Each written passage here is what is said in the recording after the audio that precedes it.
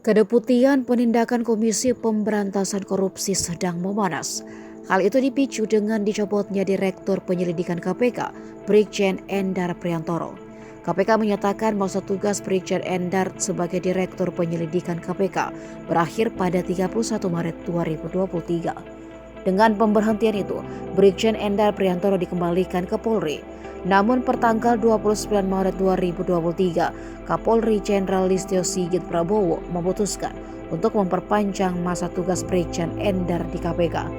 Surat Kapolri itu merupakan jawaban atas surat Ketua KPK Firly Bahuri pada 11 November 2022 yang mengusulkan agar Brigjen Endar Priantoro ditarik ke Polri dan mendapatkan promosi di Korps Bayangkara.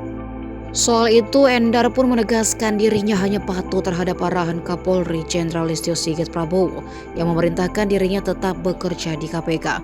Endar juga berencana melaporkan Ketua KPK Firly Bahuri serta Sekjen KPK Cahya Harefa ke Dewan Pengawas KPK buntut pencopotan dirinya.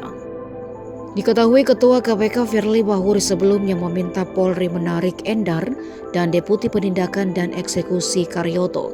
Firly beralasan mereka pantas mendapatkan promosi jabatan di lingkungan Korps Bayangkara. Di sisi lain beredar kabar terdapat perbedaan pandangan sejumlah pimpinan KPK, termasuk Endar dan Karyoto mengenai status perkara dugaan korupsi Formula E.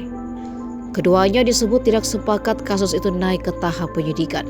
Belakangan Karyoto dan Endar dilaporkan ke Dewan Pengawas KPK atas dugaan pelanggaran etik dalam penanganan kasus Formula E. Polri kemudian memutuskan untuk menarik Karyoto dan mempromosikannya sebagai Kapolda Metro Jaya. Sementara masa tugas Endar di KPK diperpanjang.